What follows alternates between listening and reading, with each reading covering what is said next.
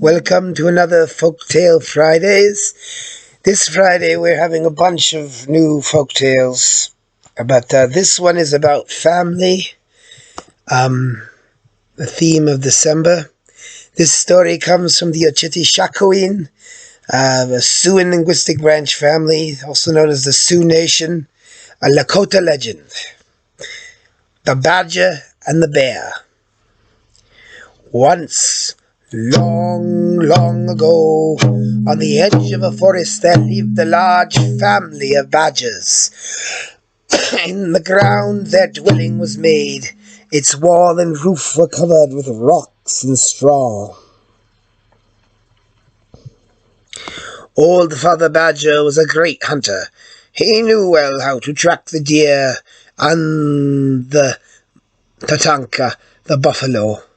Every day he came home carrying on his back some wild game. This kept Mother Badger very busy, and the baby badgers very chubby.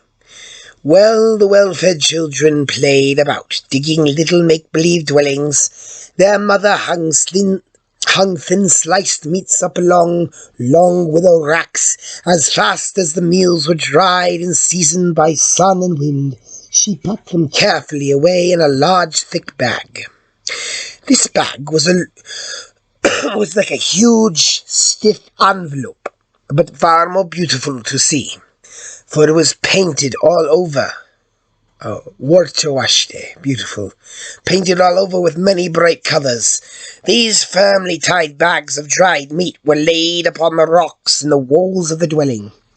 In this way they were both useful and decorative. One day Father Badger did not go far off for a hunt. He stayed at home, making new arrows. His children all sat about him on the ground floor.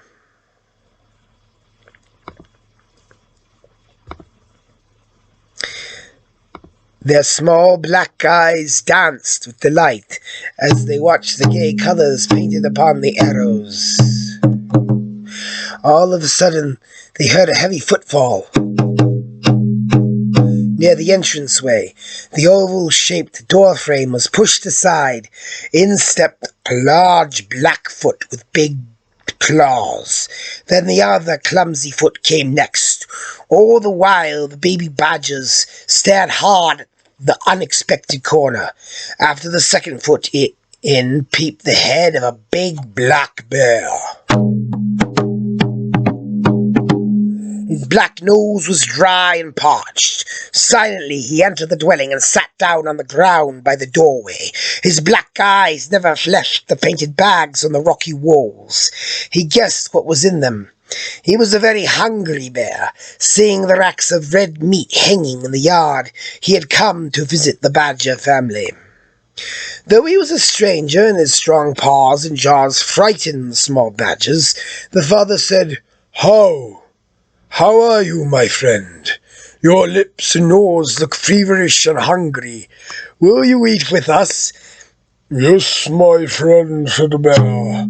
I am starved. I saw your racks of red fresh meat, and knowing your heart is kind, I came hither. Give me meat to eat, my friend. Hereupon the mother badger took long strides across the room, and as she had to pass in front of the strange visitor, she said, Ahan, allow me to pass, which was an apology. Ho, replied the bear, drawing himself closer to the wall and crossing his shins together. Mother Badger chose the most tender red meat, and soon over a bed of coals she broiled the venison. That day the bear had all he could eat. At nightfall he rose, and smacking his lips together, that is the noisy way of saying the food was very good, he left the badger dwelling. The baby badgers peeping through the door flap after the shaggy bear saw him disappear into the woods nearby. Day after day the crackling of twigs in the forest told of heavy footsteps. Out would come the shame black bear. He never lifted the door flap, but thrusting it aside, entered slowly in. Always in the shame place by the entryway, he sat down with crossed shins. His daily visits were so regular that Mother Badger placed a fur rug in his place. She did not wish the guest in her dwelling to sit upon the bare hard ground. At last one time the bear returned. His nose was bright and black. His coat was glossy. He had grown flat upon the badger's hospitality. As he entered the dwelling, a pair of wicked gleams shot out of his shaggy head. Surprised by the strange behaviour of the guest, who remained standing upon the rug, leaning his round back against the wall, the badger queried, "How, my friend?" "What?"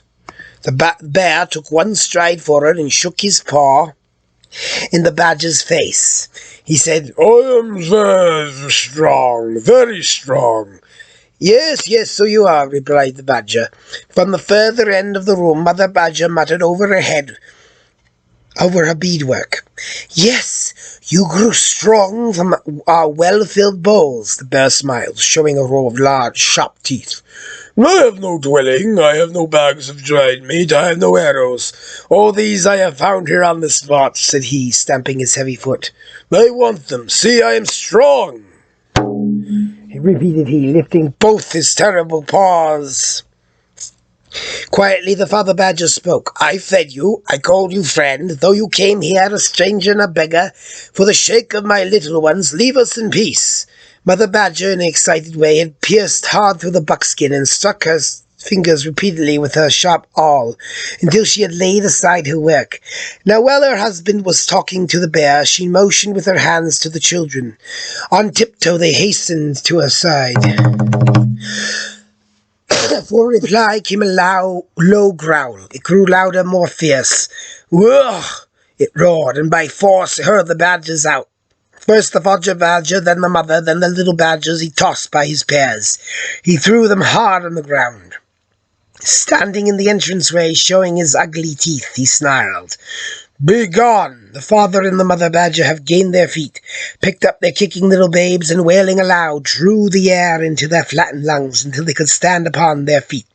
No sooner had the little baby badgers caught their breath, they had howled and shrieked with pain and fright.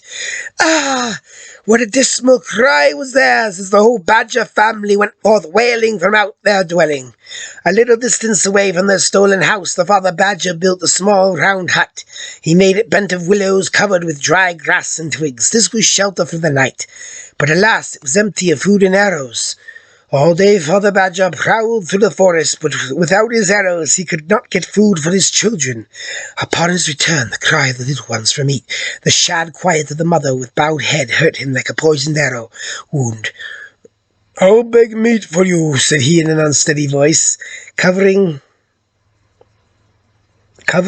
his head and entire body in a long, loose robe. He halted beside the big black bear. The bear was slicing red meat to hang upon the rack. He did not pause for a look at the corner. As the badger stood there unrecognized, he saw that the bear had brought with him his whole family. Little cubs played under the high-hanging new meats. They laughed and pointed with their wee noses upward at the thin sliced meats upon the poles. "Have you no heart, Black Bear? My children are starving. Give me a small piece of meat for them," begged the badger. "Oh!" growled the hungry bear and pounced upon the badger. "Begone!" said he, and with his big hind foot he sent Father Badger sprawling on the ground. All the little ruffian bears hooted and shouted, "Ha ha!" to see the beggar fall upon his face. There was one, however, who did not even smile. He was the youngest cub. His fur coat was not as black and glossy as those his elders wore. The hair was dry and dingy. It looked much more like kinky wool. He was the ugly cub. Poor little baby bear, he'd always been laughed at as by all his brothers. He could not help being himself. He could not change the differences between himself and his brothers. Thus again the rest laughed aloud at the badger's fall. He did not see the joke. His face was long and earnest. In his heart he was sad to see the badgers crying and starving. In his breast bred a burning desire to share his food with them. "I shall not ask my father for meat to give away. He would say no. Then my brothers would laugh at me," said the ugly baby bear to himself.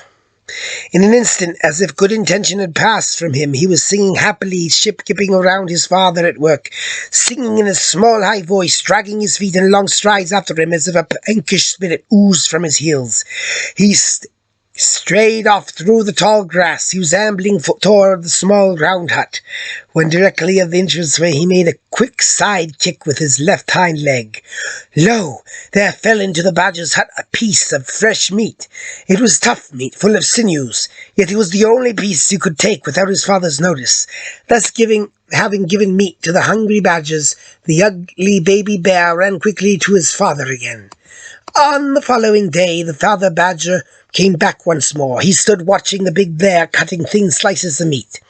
"Give," he began, when the bear, turning upon him with a growl, thrust him cruelly aside. The badger fell on his hands. He fell where the grass was wet with the blood of the newly carved buffalo. His keen, starving eyes caught sight of the little red clot lying bright upon the green. Looking fearfully toward the bear, and seeing his eyes was turned away, he snatched up the small, thick blood. Underneath his girdle blanket he hid in his hand. On his return to his family, he said within himself, "I'll pray to the Great Spirit to bless it." Then he built a small round lodge, sprinkling water upon the heated heap of sacred stones. Within he made ready to purge his body. The buffalo blood, too, must be purified before I ask a blessing upon it, thought the badger. He carried it into the sacred vapor lodge. After placing it near the sacred stones, he sat down beside it. After a long silence, he muttered, "Great Spirit, Tunkashila, bless this little buffalo blood." Then he arose with a quiet dignity, stepped out of the lodge. Close behind him someone followed. The badger turned to look over his shoulder, and to his great joy he hailed the Lakota brave in handsome buckskins. In his hand he carried a magic arrow. Across his back dangled a long fringed quiver. In answer to the badger's prayer, the avenger had sprung out from the red globules. "My son!" exclaimed the badger with an extended right hand. "How, father?" replied the brave. "I am your avenger." Immediately Badger told the sad story of his little ones and the stingy bear. Listening closely, the young man stood looking steadily upon the ground. At length the father badger moved away. "Where?" queried the avenger. "My son, we have no food. I am going again to beg for meat," answered the badger. "Then I will go with you," replied the brave.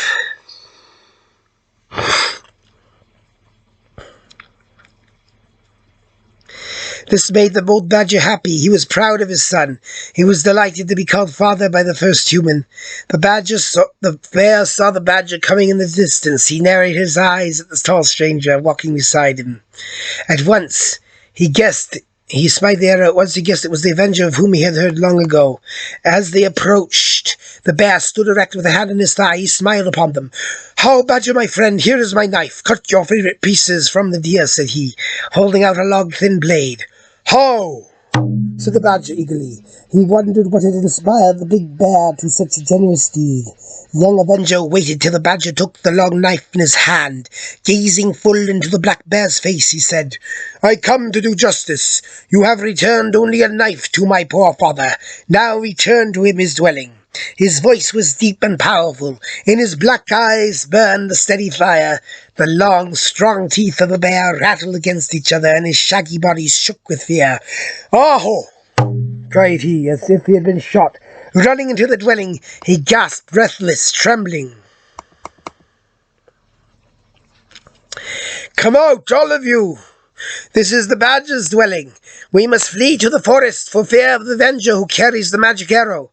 Out they hurried, all the bears, and disappeared into the woods, singing and laughing, and the badgers returned to their own dwelling. Then the avenger left. "I go," said he, "in parting over the earth."